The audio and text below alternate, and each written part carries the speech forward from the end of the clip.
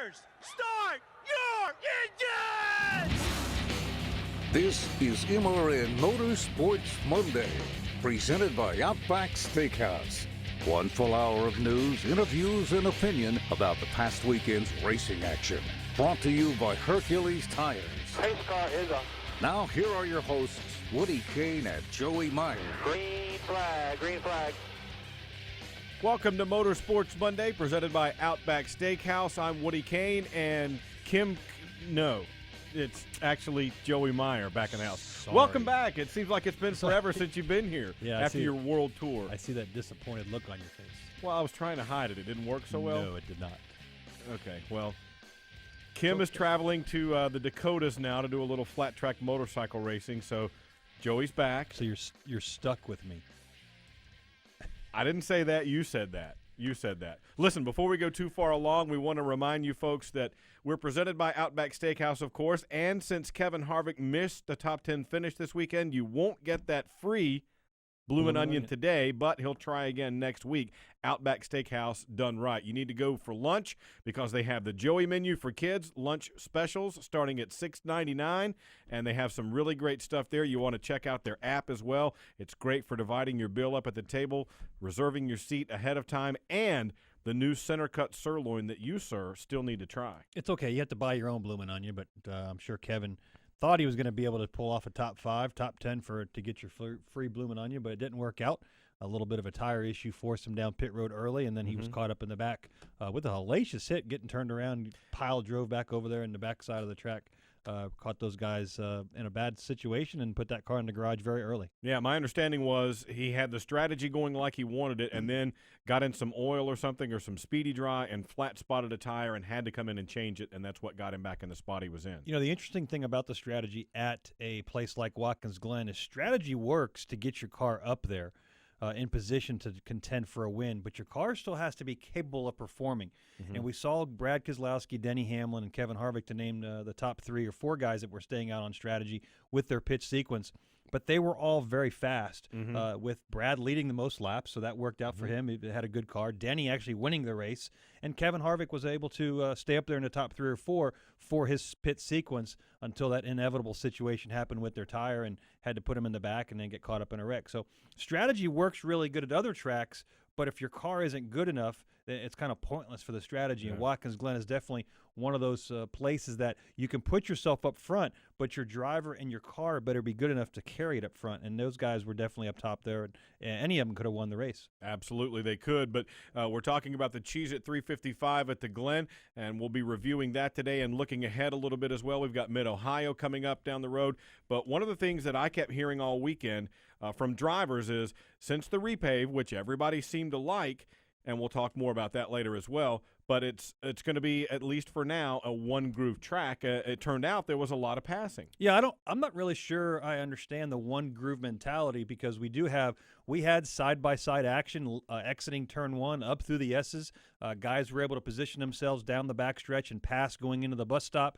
Leaving the carousel, we saw the normal amount of activity and excursions off the bumps over there causing chaos. So I'm not really sure that the one groove mentality, the track was very, very smooth. There was no porous activity. The asphalt was extremely solid, and that caused Goodyear a little bit of grief trying to get a tire to get a hold of it to make the racing good. And I thought they did a good job. We had no tire issues other than the fact the tires were too good. And I talked to Kurt Busch at the airport last night. We were just kidding around. He actually only changed his tires one time the whole race and said they could have gone the whole race. Yeah, and some guys played some of that strategy in the Xfinity race the day before. But the other thing that drivers kept talking about with those tires is through a heat cycle, which is you run it and you stop when you come into pit or you come in to make some adjustments in the garage during practice. It cools, and that's a cycle. Yep. The more cycles it went through, the faster the tire got. How can that happen? Well, because the tire is simply so hard that the heat cycle actually softens them up a touch and you get more grip. We were turning some of our fastest laps on 20, 30, 40-lap tires throughout the race. They did a very good job with the tire based on the fact that the track had just gotten repaved. You never want to see any failures. We would have liked to see some more fall off on tires because you'd like to see that guy in 15th place come and put 4 on and have an advantage. But that wasn't the case yesterday, and everybody knew going in exactly what they were dealing with. But Goodyear brought a decent tire. It was competitive. It did last. We didn't have any failures. And it wasn't like they weren't driving on ice all afternoon. We saw speeds were still very up. Qualifying speeds were exceptionally fast, and race speeds were very fast. We were still running mid-70-second laps, 1 minute, 10-second laps in race trim on old tires. So the tire did its job exactly what it was supposed to do. But let's be clear, Goodyear didn't just say, this is the tire we will go with. They had a tire test in which 4 different teams came up, and there was a consensus among the people testing that said, okay, this is the one we should go with. Yep, and they actually had a tire confirmation test a week before the race to make sure that after the asphalt had been sealed or so with the sun for a while, we actually went back with the actual race tire and were able to there were 16 teams a week before the race started putting laps on that tire to prove its durability for the race. All right, and we mentioned Denny Hamlin got his second win of the season in taking the Cheez-It 355 at the Glen. He spoke to our Winston Kelly from Victory Lane. What made the difference of you being able to hold off Martin Truex Jr. and Brad? Well, I was probably driving a little bit more conservative there after my last lap shenanigans at Sonoma. I thought that look, don't overshoot the corner, and it probably lent itself for them getting closer than what they should have. But just can't thank my Toyota teammates enough. They came here and tested, gave us a good baseline setup, and allowed us to have the car that was able to win today. And he mentioned what you did, that confirmation test that kind of got everybody on the same page and ready to go with the new surface, with the new tire. Yeah, no, it worked out really well. I say Goodyear did an amazing job. The race teams put in valuable data, and the tire did exactly what it was supposed to do. And Denny was able to check off one of the racetracks that he hadn't won at. So he's won in his eyes. He's wanted a short track, intermediate track, restrictor plate, and now a road course to kind of complete his bucket list, as he says, of all the tracks. Yeah, absolutely. And the other thing that was interesting to me in this race is it was like a tale of two halves, or two races, if you will. First half blazed by. No cautions, no issues. We're ticking off laps at a record pace. Then everything changed, and it was caution after caution after caution. 2 big multi-car wrecks, 2 red flags in the second half of the race. What changed? Well, you start the race with 90 laps. You have to be patient. We have to get to the end of the race. Everybody gets spread out, and the cars that can pass. We saw the guys like, Allmendinger and Brad. Brad started 11th, fell back to 13th, able to drive his way back to 5th through some pit sequences, but not strategy right away. Our car was good enough to get back up there, but guys were being very patient because we have a long race. It's a long race. These laps take 75 seconds a lap. We have 90 laps. It's a long race. Everybody's preaching patience. Take care of your equipment. But once we get to halfway and a caution comes out, now you see an opportunity to pounce on the guy in front of you. Unfortunately, the guy in front of you thinks he's going to pounce on the guy in front of him.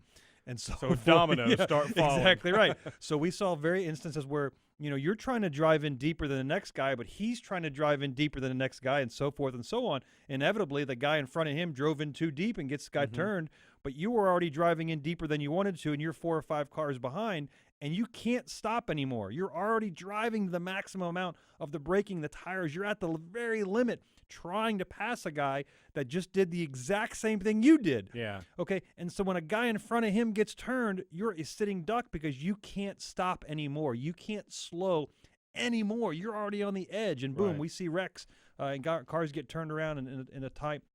Years ago, we had runoff areas with gravel and cars would get stuck over. Now guys are getting bumped in the bus stop or the carousel or down in one, and they're able to wash up the track and keep the action going.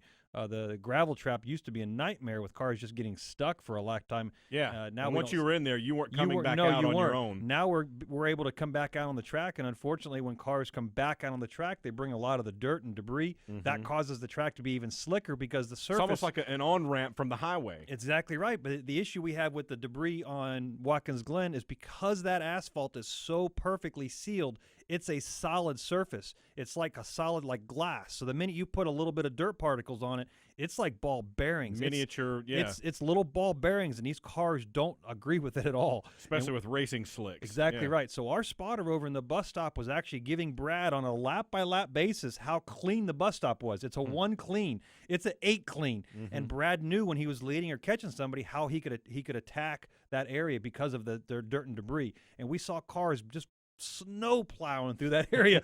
Yeah, because those splitters are so low now, when somebody gets off course, it's almost like the front end of a bulldozer in terms of how much dirt it's going to scrape up. And then so you have half the dirt goes up the nose of the car, and the other half of the dirt goes on the track. Yeah, and either one is not good.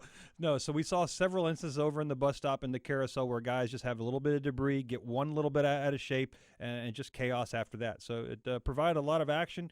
Good for Watkins Glen, another sold-out 2 years in a row show for those guys. Yeah, it really was spectacular to see all the fans all over the place at Watkins Glen, and the enthusiasm and the buzz that it created. It was just amazing to see. Listen, we've got a great show coming up for you here on Motorsports Monday. What? You like road course racing? I do like road course racing. Okay. I imagine you're going to disagree with me again, but we'll save that for on track, off track. Blake Cook is going to come along. There's an intense battle right now in the Xfinity Series for those last few spots. They take 12 drivers to their chase the first year they've had that in the Xfinity Series. We'll talk with him. He's going to be unveiling a special throwback paint scheme for Darlington on Tuesday at the shop, and we'll talk with him about that as well. We're working on a special guest, a surprise guest as well, and we took a hot lap with Rusty Wallace, the NASCAR Hall of Famer, who is on our broadcasts on Sunday in the Sprint Cup Series around Watkins Glen, and let him show you what the drivers are going through when they take that course. That's interesting as well. You want to stick around for that. It's all coming up on Motorsports Monday. Stick around.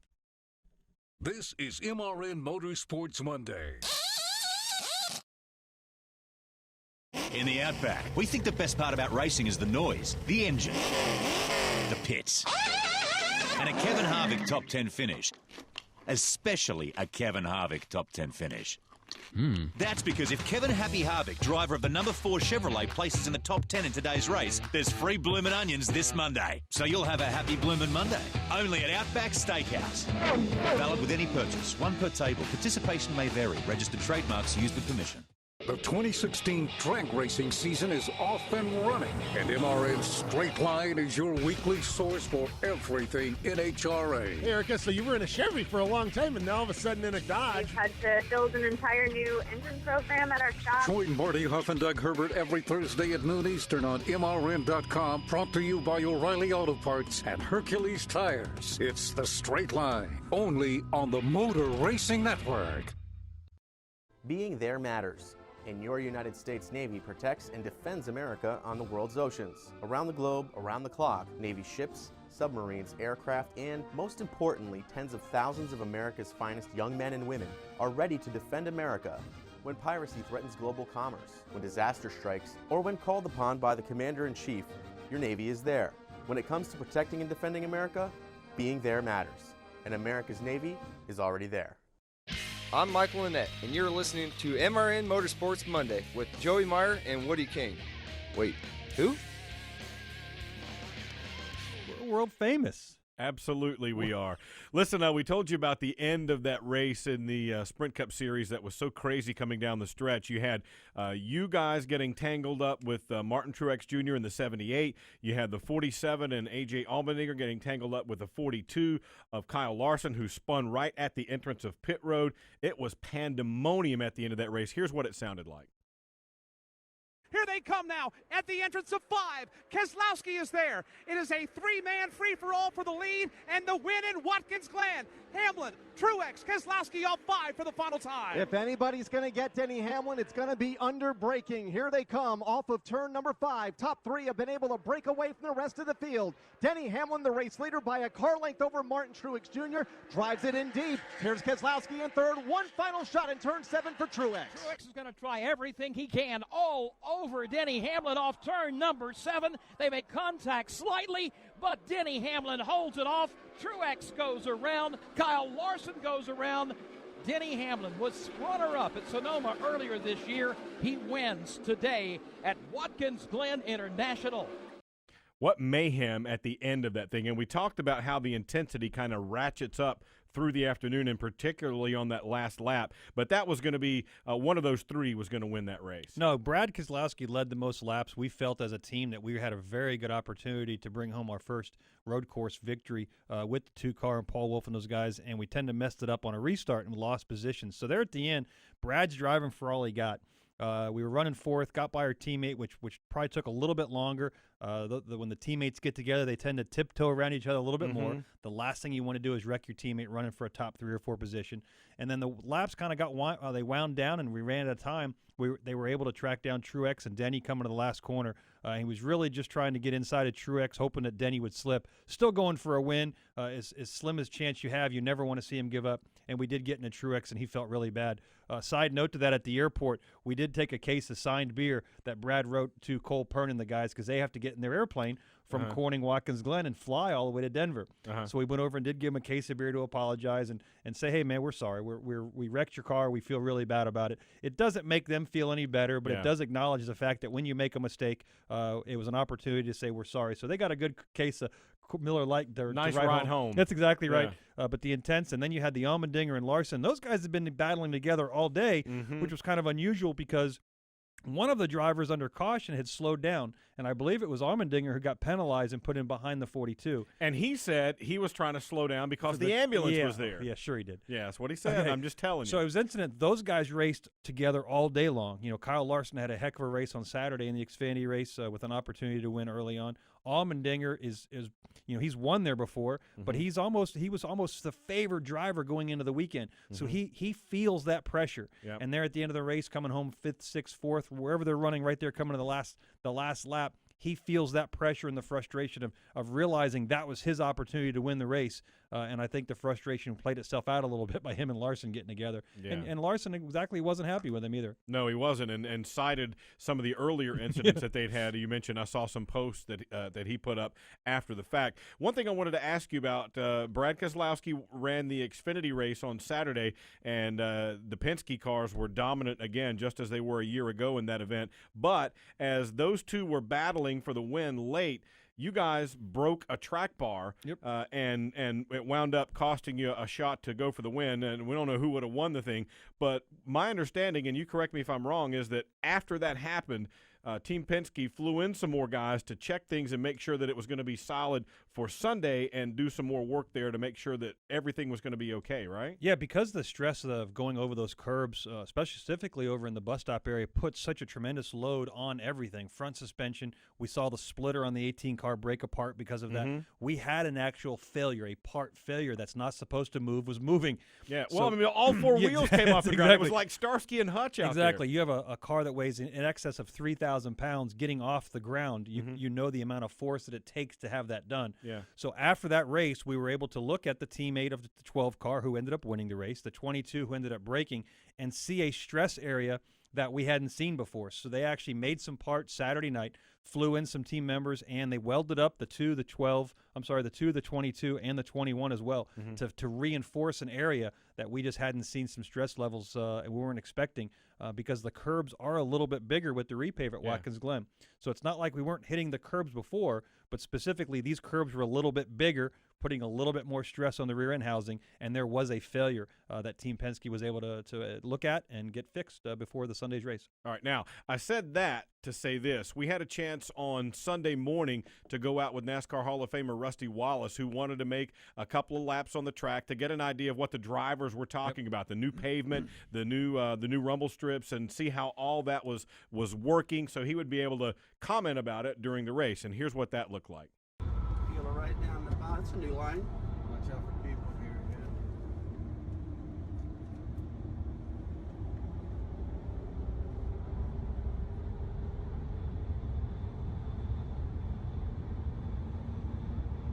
Green flag.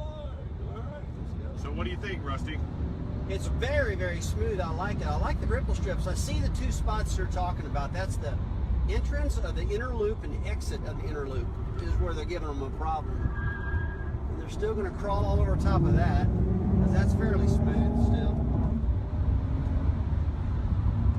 Didn't sound too smooth. Well, in racing terms, that's pretty smooth there. Let's hope we don't have people up here again. That's a good point. I'll keep that in mind. Just something to think about. I'll keep that in mind. I don't see anybody crawling over good. there.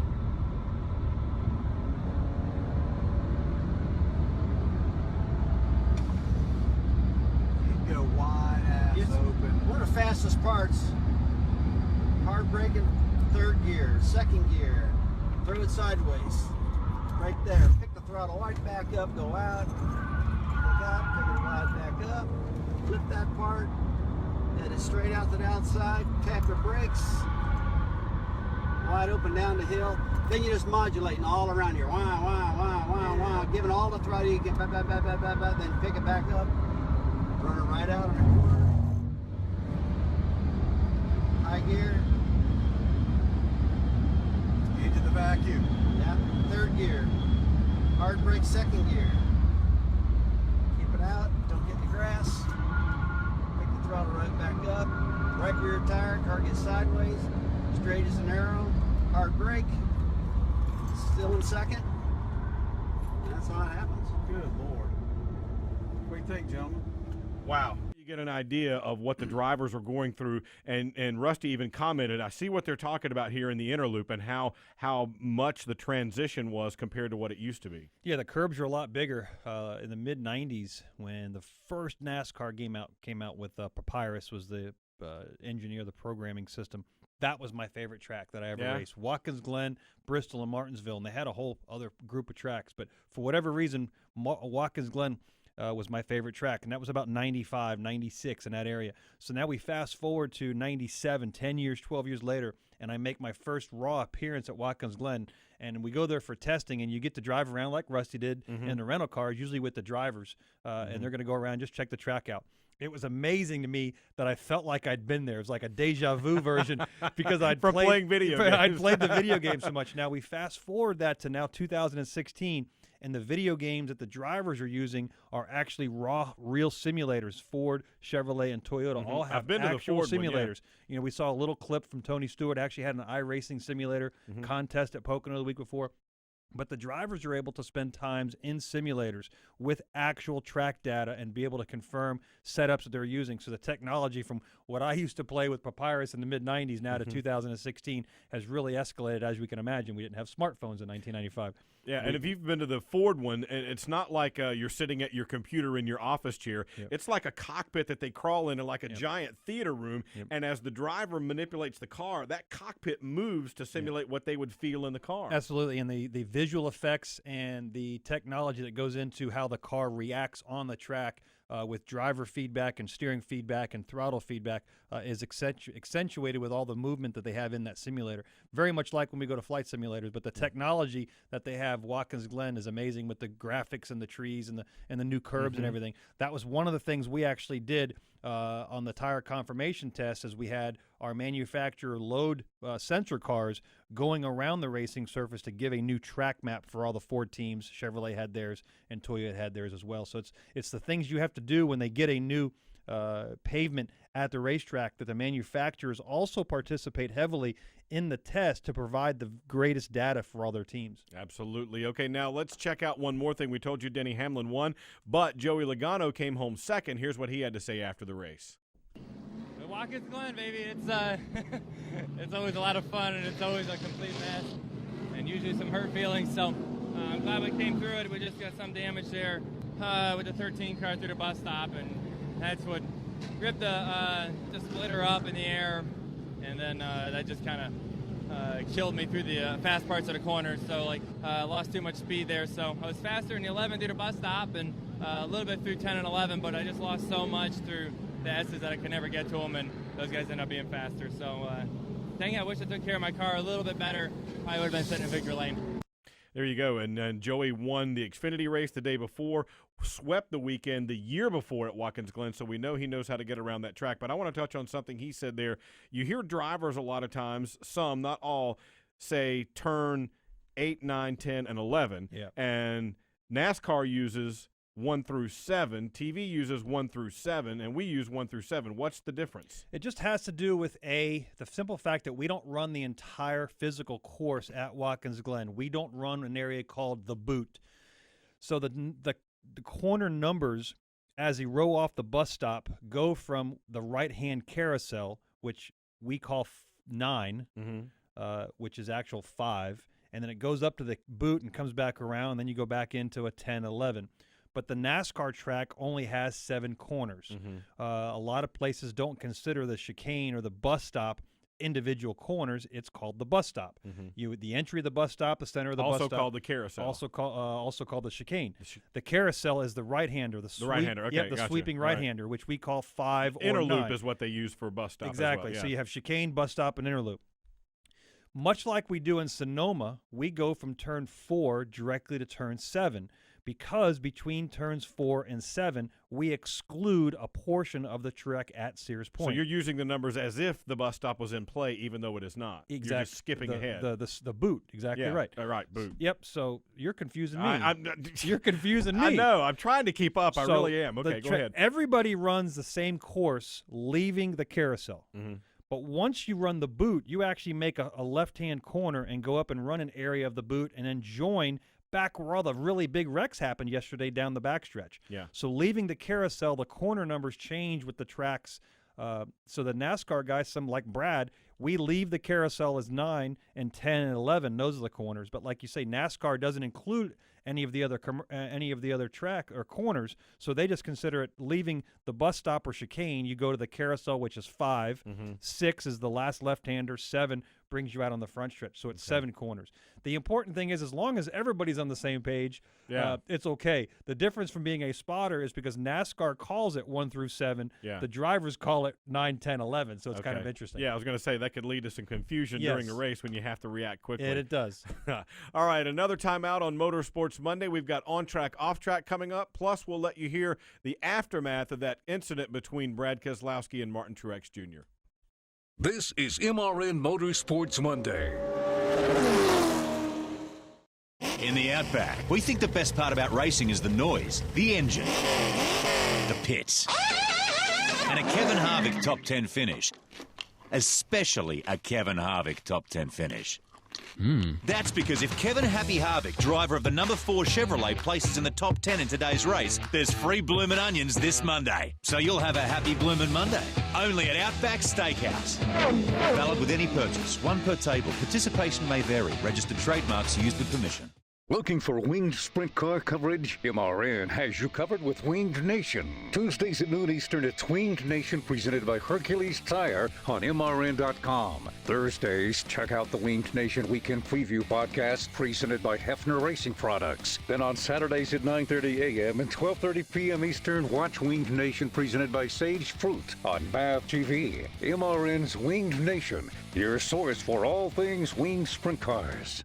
When the smoke settles, the entertainment never stops. So like experience kind of outweighs youth. On race weekends, your favorite NASCAR personality is an everyday superhero. Kyle Busch driving for his life right now. But when they leave the racetrack, they're just like everyone else. Our lives are so much different than what people may think they are. I'm Susie Armstrong. Join me on a daily journey as we discuss the hot topics and engaging personalities of NASCAR Nation. Ned Jarrett's World of Racing, weekdays on the Motor Racing Network. I'm Trevor Bain, and you're listening to MRN Motorsports Monday with Joey Meyer and Woody Kane. Speaking of Trevor Bain there, he also took the opportunity to run the Xfinity race on Saturday and felt like his crew chief, Matt Pusha, said he felt like that may have been worth 10 spots to him the next day. And Trevor had a 9th place finish on Sunday in the Cheez-It 355 at the Glen. A brand new track, a lot to learn with that tire, so a lot of guys were taking advantage of that on Saturday. Yeah, even though the cars are different, they have a little different weight, a little different motor, it's still the same facility. It has the same process and shifting, same similar pattern, same lift points, same braking points, same throttle points. So you can learn a lot of timing issues running the Xfinity race that transfer directly to the Cup race on Sunday. All right, we mentioned the incident that you guys in the 2-car Brad Keselowski had with Martin Truex Jr., also the incident that A.J. Allmendinger and Kyle Larson had. But we talked with both Truex and Keselowski after the race. Here's what Brad Keselowski had to say.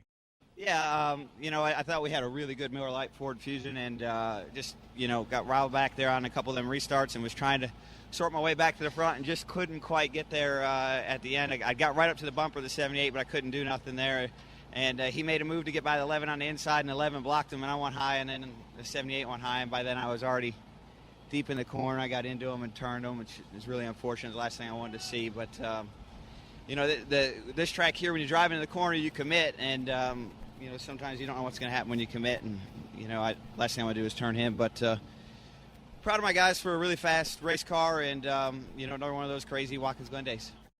So did you tell him to say that? No, but that goes, and I didn't realize, that's the first time I've heard that interview, to be honest with you, but that goes along with exactly, if you were listening to the show earlier, which you should have been. Yeah. That's what I was getting at by when you make a corner, when you commit to your corner and you're trying to outbrake the guy in front of you, you're driving into the literal edge. You can't go any deeper. You can't go any harder. That if something happens in front of you, just like we see the wrecks happening, that's why that incident happened. You're stuck then, yeah. Because when you make your mind up and you drive in and you're on the gas to the last possible second and then you're on the brake as hard as you can be and somebody gets in front of you, you can't do anything. I can't get on the brake anymore. I'm on the brake as hard as I can. And that was a very unfortunate incident. Brad had zero intention of wrecking Martin Truex Jr., which had we were racing for second, but the intent was if he got inside of Martin and then Denny slipped, which you're trying to anticipate, we could have been on the inside line and drag race to the stretch. Unfortunately, Truex was having the same plan. He was setting himself up to make a wide entry into 7 or 11, depending. And try and get Denny to zig so he could zag. And then try to drag race down the front. So all the drivers are trying to go for a similar spot at the very edge of competition.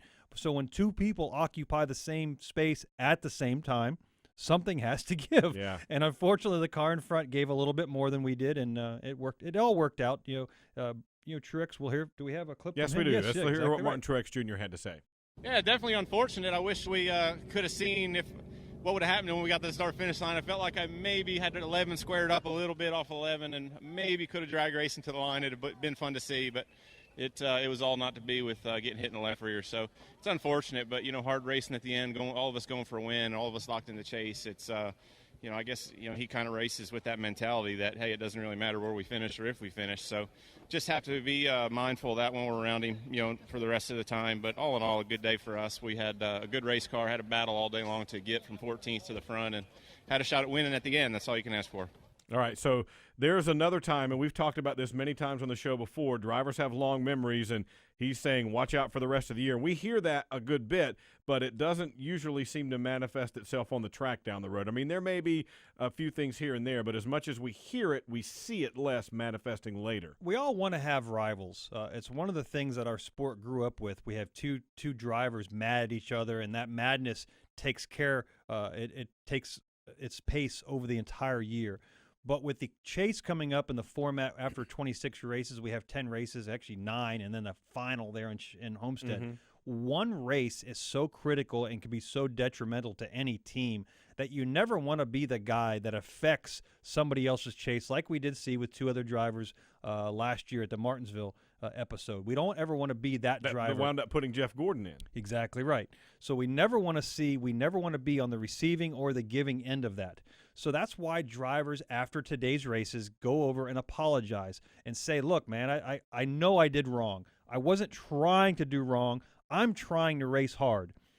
That mentality we want to see more of, but we can't carry a grudge like we used to see years ago because one race now in the last 10 is so critical that we didn't see that years ago. Guys would beat and bang, and if they had a bad race, they didn't care. It wasn't because they had the whole season to make it up. Exactly right. It wasn't so detrimental. Now one race in the last 10 is a life killer for your entire season if a driver chooses to take you out or get taken out by somebody. Absolutely, and it's another situation very similar with A.J. Allmendinger and Kyle Larson at the end of that event, and Kyle Larson had to go to the care center because of his crash on the front stretch, and by all indications he is okay and everything worked out well for him there. Let's talk a little bit now about what we normally do in this segment, on track, off track, because there's a lot going on this weekend. It was a fantastic crowd, a sellout at Watkins Glen, second straight one there for them. I heard they had to open 300 extra campsites at the track as well. So for me, on track, I think let's actually, you know what? Let's start with your on track. Yeah, my off track is we've seen racetracks in the past that have repaved that have completely changed the personality of the racetrack. Michigan, Kentucky, Kansas, where the track is real wide, real racy, and we have to deal with new repaves that really make it a single groove. Even though the drivers were talking about a single groove at Watkins Glen, kudos to Watkins Glen for the repave job. without changing the personality of that racetrack. The race we saw yesterday was extremely similar to the races we've seen the last 3, 4, 5 years. And I think that's a hats-off tip to those guys at Watkins Glen to not change the personality, but increase a racing surface, because other manufacturers and other series now can race there, because before it was a little too bumpy. So they were actually to repave it. Other series can use it without changing their personality. 2 years sellouts. Kudos to Watkins Glen all around. Now, you heard Rusty say in the video that we played he was impressed with how smooth the track was. Yeah, and that was their purpose. That was the reason why we repaved it, to try to implement other series of race cars that need that ride a little bit closer to the ground, that can't utilize these bumps so much. So now Watkins Glen is available to other racing series, which means Watkins Glen just is more financially secure. Yeah, there was an Indy car test there recently. Yep. The IMSA series has been running there, the 6 hours at the Glen. Yep. All those races are fun to watch, and just that atmosphere is just so cool at that track. Yeah, the weather was fantastic. Yeah, too, well, so. I wish we could have brought some of that home with us, because the humidity smacks you right in the face when you get back. All right, on track for me is along a similar line, and it's road racing, because what we see at the road races now is what we used to come to expect on the short tracks. That's where a lot of the action is. That's where a lot of the beating and banging is. That's where, from a fan's perspective, a lot of the buzz is these days. It was an unbelievable buzz on social media going into that race about, wow, this is really cool. Look at all the people here. Can't wait to see a great race. We always see some high drama here, and I love that atmosphere. I know with these new 6-year agreements that the NASCAR has with the tracks now, we're unlikely to see anything like this, but man, I would just love to see another road course on the Sprint Cup Series. I want to agree with you 100%. We just have to be careful when we talk about road courses. We can't include every single track in the circuit. The reason Watkins Glen is so successful is it's considered a high-speed road course, where other tracks, say a Mid-Ohio or a Sonoma, are considered a slow-speed road course. I heard a driver one time describe Sonoma as a short track of road courses and Watkins Glen as a super speedway of road courses. Exactly right. And when you take a 3,400-plus pound race car with 900 horsepower and you try to slow it down and try to accelerate, it's very difficult to pass or get past, and you can only pass in the braking zones where you're just out braking people. And we see that. We essentially have 3 passing zones at Sonoma. Watkins Glen, you can pass anywhere you want. You can pass on the gas. You can pass on the brakes. You can go out in the parking lot practically and make passes. But you can out handle somebody. It's a all-inclusive style road course. So when we talk about adding a road course, we just have to be careful, and we don't encompass every road course, because not every road course is suitable for these kinds of cars. We see it at the Brickyard. Yeah. The reason the Brickyard isn't the best racing is we're simply asking these cars to accelerate to a point of going 190 and then slowing down to such a degree in the corners that it's hard to pass there because of that reason. Yeah. And so we see the similarities. We don't want to see Watkins. I'd love to see Watkins Glen style tracks added to our circuit. I would love to see how these cars race at the road course at the Brickyard. In addition to that one, what other road course is out there that you think might accommodate Cup racing? Well, again, without testing the cars, it's very difficult. But just at a glance, that one in Austin, I think we talked to. I would Circuit think of the Americas. It would be very interesting to see how the cars react, because again, we don't have those sharp 90-degree turns. We have nice sweeping corners, and it seems to be good a elevation faster, change. See a sweeping, much higher speed style track. Again, these cars were not looking. They had an F1 race there, things of that nature, with a lot of downforce. So the racing circuit style is very different to what the Cup cars. But I'd love to go there to actually have a test. Right. You know, VIR does a good job as well. They run the sports cars there as well. That's a cool course, by the way. Yes. A lot of fun to watch. All right, let's talk about off track for me right now. Mine is that you're here. Last week at this time, I was sitting beside the lovely Kim Kuhn, and now where'd all the blonde hair go? You had a wig last time. What has happened to you? I'm disappointing, aren't I? Well, by comparison's sake. Oh. Let's see. So you're saying I'm not as good? You are a lovely young lady. I've got some fans that might argue with you. They might, but I think a lot will agree with me as well. Well, I'm sorry. I'm back. I'm back for good. You can't get rid of me. No matter how hard they try in management, I don't care. I'm back. And he's here to stay, ladies and gentlemen. That's so that's what we've got. That's where we are right now. All right, let's talk about your off track. All right, my off track is simple. We get sucked into how safe our circuit is and how safe our series is, and the drivers and competitors all know it when they strap a helmet on. Unfortunately, this weekend we lost a very good driver that was well known in the circuit with Brian Clausen. We send our condolences out to their family. but it's a reminder of exactly how dangerous our industry is. We talk about how races can be boring, and fans crawl about, oh, we want more racing and it has to be better. We simply tend to forget because we get lulled into a sense of security with our protections that are built in, whether it's the NASCAR circuit, USAC circuit, IndyCar circuit, drag racing, whatever it might be. We get reminded on a very frequent basis of exactly how dangerous it is, and we have to remember that these guys put their lives on the line, literally and figuratively, and unfortunately an incident like this weekend happens. Condolences from the entire MRN family are sent out to Brian Clausen, who is extremely well-known, well-liked. Not a bad thing can be said about him, and we will definitely miss him in the future. All right, I can't add anything to that. Let's take another time out here on Motorsports Monday.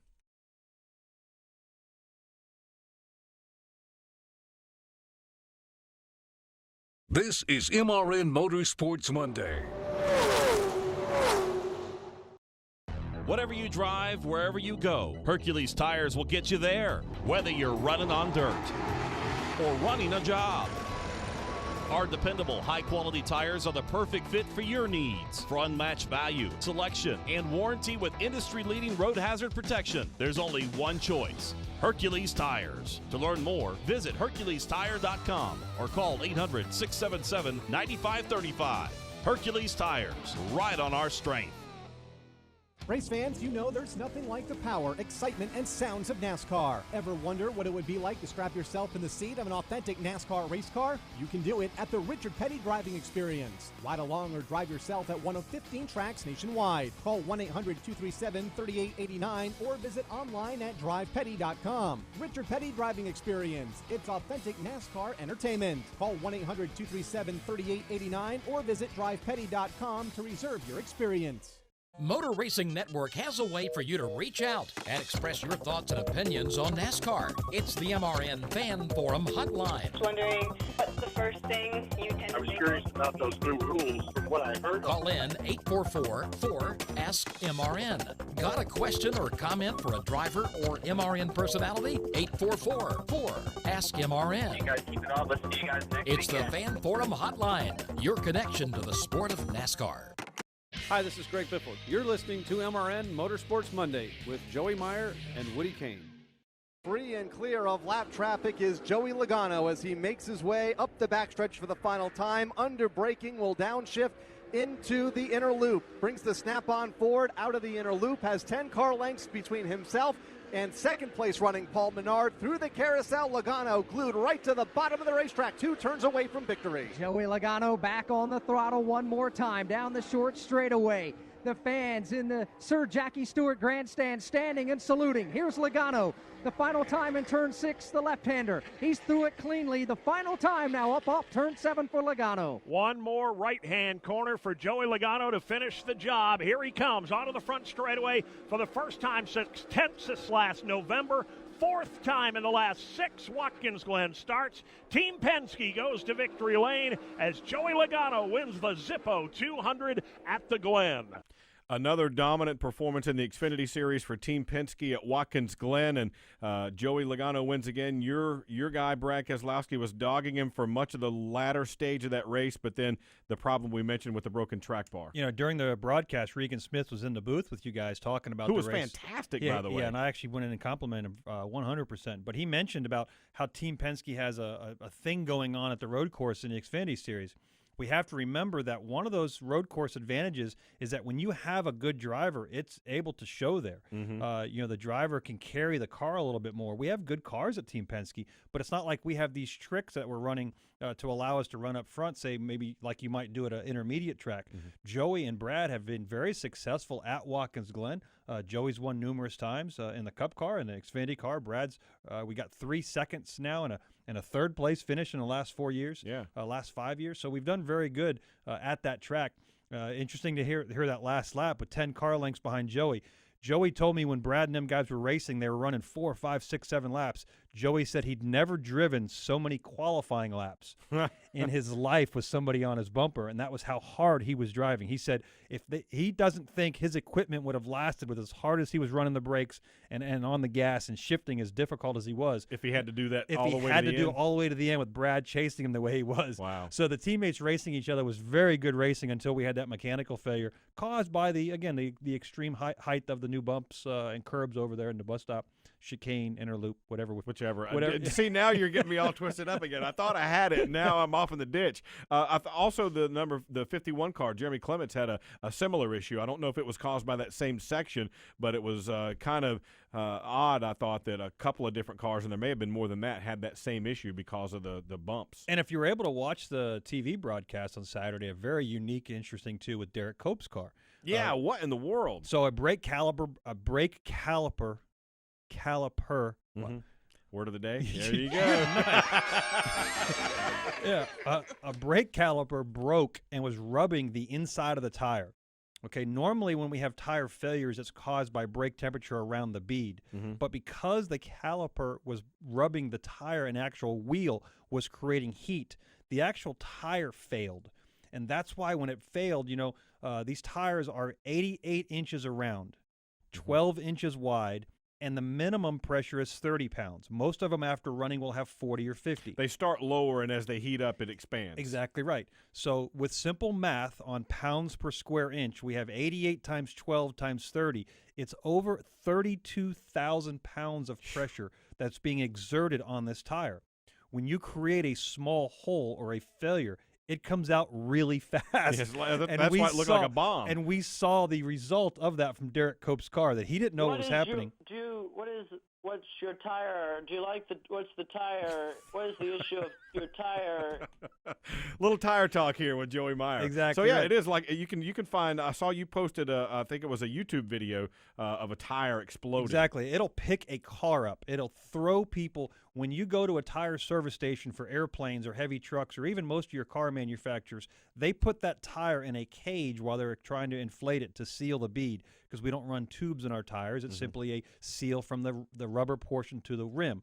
That tire with 32 pounds per square inch is what's in most of our tires on our street car. We run 30, 40, up to 60, 70 pounds of air pressure in our race cars. When there's a failure, that pressure is exerted in an instantaneous amount of time. But getting back to our original discussion, the failures that we see at Watkins Glen are very unique, because the results of all the jumping and turning and shifting and braking are something we don't do on a normal basis. We're going to see this here in Mid-Ohio for the Xfinity cars next weekend when the Cup guys are off. So the amount of difficult and the stress putting on these all the cars going around is just at such a high level that the failures we see are very unique. We saw a unique track bar issue with the Xfinity car. We saw the rim failure with the Derek Cope car that looked literally, the cars were talking about blowing up like there was a bomb. He said in our post-race interview, I don't know what happened. I've never seen that in my 35 years of racing. Yeah, I read it.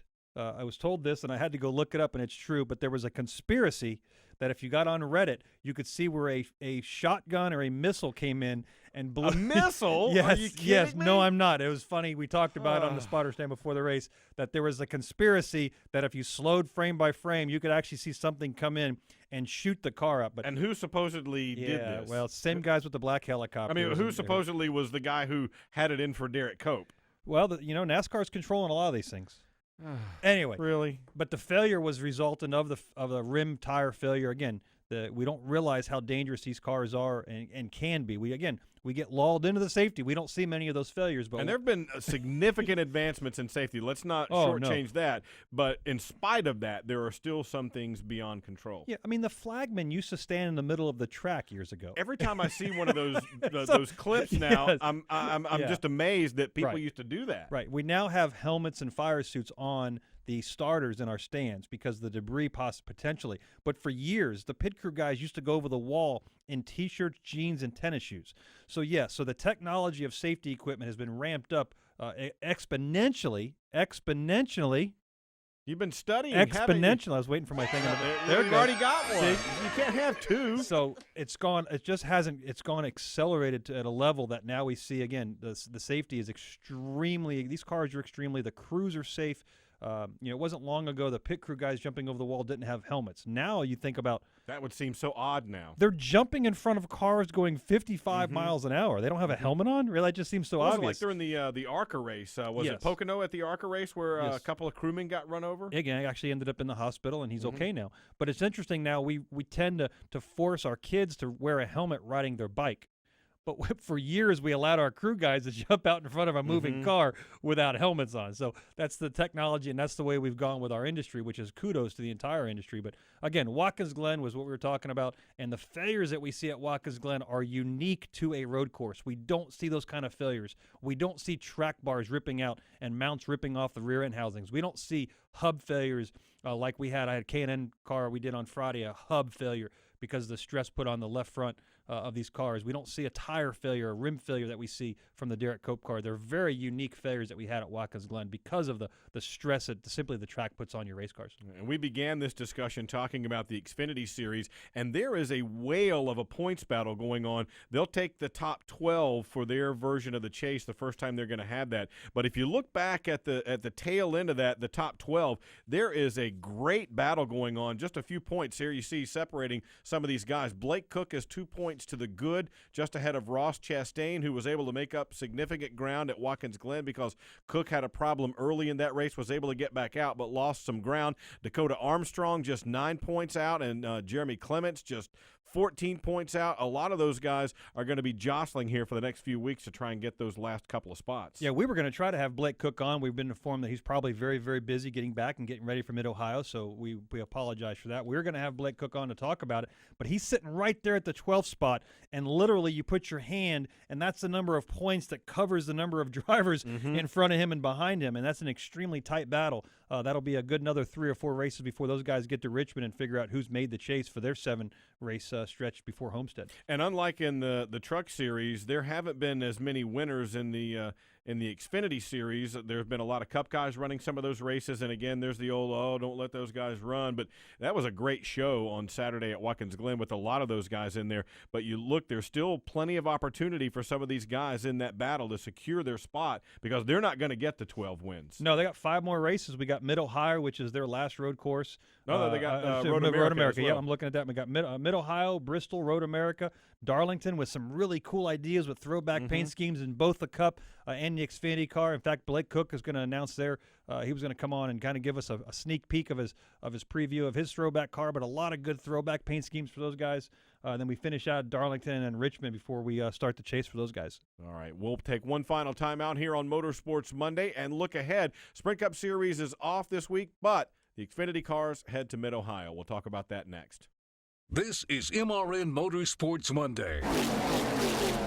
In the Outback, we think the best part about racing is the noise, the engine, the pits, and a Kevin Harvick top 10 finish. Especially a Kevin Harvick top 10 finish.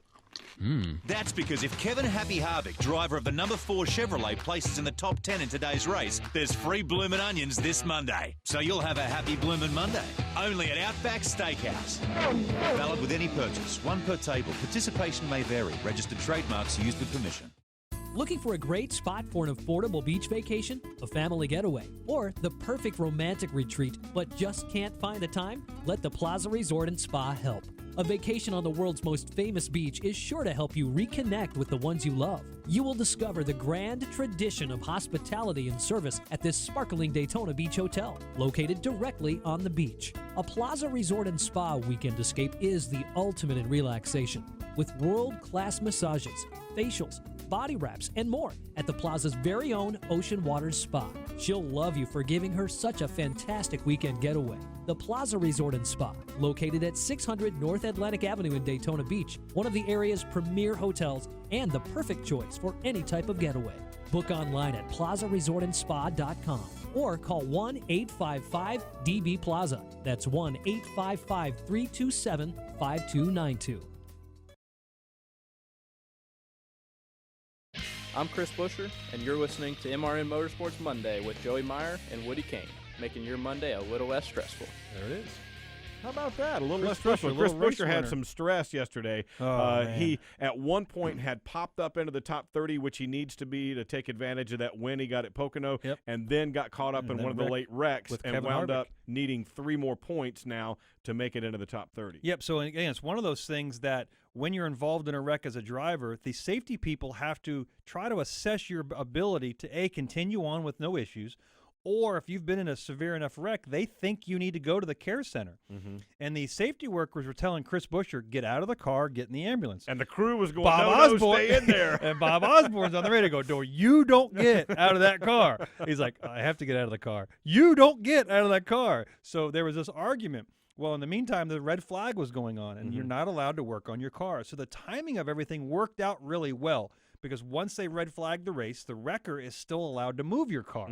Okay, so they were able to get the car back in the garage. Chris Buescher went to the infield care center as they wanted him to. He was able to get in the car under the red flag, and then because the laps are long enough under yellow, as soon as the red flag was withdrawn, the yellow came out, Buescher's in the car, they get the car fixed, pulled out on pit road. The fans went crazy. Yeah, they did. They cheered like he just won the race again because they understood. They'd been listening to the broadcast, and they understood the intensity of those guys getting that car back out and him trying to pick up those positions. They were into the race. It was awesome. Kudos to those guys for taking the opportunity to get that car fixed up where he was able to finish the race. Unfortunately, being involved in a wreck, which took him back a little bit, but now, again, they're only 3 points out. I think he overall gained, good wasn't it like, was it 6 points before? So he gained 3 points after this race. And he could have gained a little more had that incident not happened. Racing David Reagan and Casey Mears, I mean, it's going to be a very tight battle. He needs to be in the top 30. The reason we're talking about 30th place in points is he has that win at Pocono, and now he has to be in the top 30. Why is that so important? With a win in top 30, boom, you're in the chase. Who doesn't want to see that? Guys like Kyle Larson, Jamie McMurray, the Ryan Blaney's of the world. They're right there, plus or minus 2 spots on the 16th. If Chris Buescher gets into 30th place, that means the 16th place guy in points is bumped out. One opportunity goes away. Exactly right. So we've got 12 winners right now. We have 4 more races to go. So if we had 4 new winners, which isn't going to happen, that means somebody's going to race in on points. And I thought you were going to go with if the chase were to start today. But if it doesn't, if it did it, we'd only have 16 races or 16 drivers as it is. Who wants to talk about if the chase started now? You usually do. You almost always want to go there. I was going there, but I was going to give you a break. Oh, really? Thanks. So we got 4 more races until the chase starts. We got 16 guys. Somebody's getting in on points is the intensity level. So the guys like the Kyle Larsons battling McMurray and Ryan Blaney and Chase, they're all right there, plus or minus. They can get in or get out in these last 4 races. Now with an off week for the Cup Series, the Xfinity Series heads to Mid-Ohio, and I love the atmosphere at that course. People spread out all over the place with their lawn chairs and a lot of elevation, good shade around, and they can just watch big sections of the track. It's a really cool course to see. Regan Smith won that one a year ago. Yeah, it's an interesting track because you talk about fuel mileage. There have guys that have come across the start-finish line thinking they had the race won under yellow before we went to this new overtime rule. Think they'd crossed the start-finish line under a white flag, which means once the white flag was done, it used to be you just come back around and took the checker. They'd run out of gas. This place is so big that a yellow flag, man, it takes, you start putting a watch on, the sunset and rises by the time these yellow flags. It's one of the longest courses we actually race at is Road America. Fantastic, beautiful facility. No. Mid-Ohio. Mid-Ohio, I'm sorry. Road America Thank you. After that. Yes. Yeah. Mid-Ohio is, like you say, people are standing everywhere. It's a great facility, but it's a very long course as well. And cool elevation changes along the way as well. Quickly for Sprint Cup teams with the off week, is this a regroup? Is this a take a deep breath week? What's the atmosphere? This is the regroup week. We're getting ready to go to Bristol with that new. They've changed the bottom lane at Bristol. We've polished the lower lane and then put a rubber adhesive track adhesive on the ground. Drug it with rubber and tires, and now it's extremely grippy on the bottom. To try and get the cars back down there instead of the top. Exactly right. Qualifying speeds, you're going to be 1470s, 1480s. It's going to be very, very fast. But we are regrouping now. We have those little races to get to before we run the last 10 for the chase. Wow, that's pretty spectacular as well. Want to remind you folks that we will have the race from Mid-Ohio. The Mid-Ohio Challenge in the Xfinity Series from Lexington, Ohio begins at 3 o'clock Saturday afternoon. Don't forget NASCAR Live every Tuesday at 7 Eastern Time, and we will be right back here next Monday. Joey says he's not leaving. I'm Woody, he's Joey. See you next week. You've been listening to MRN Motorsports Monday, presented by Outback Steakhouse. Tune in again next Monday at noon Eastern for all the latest news, results, and interviews from NASCAR on MotorRacingNetwork.com.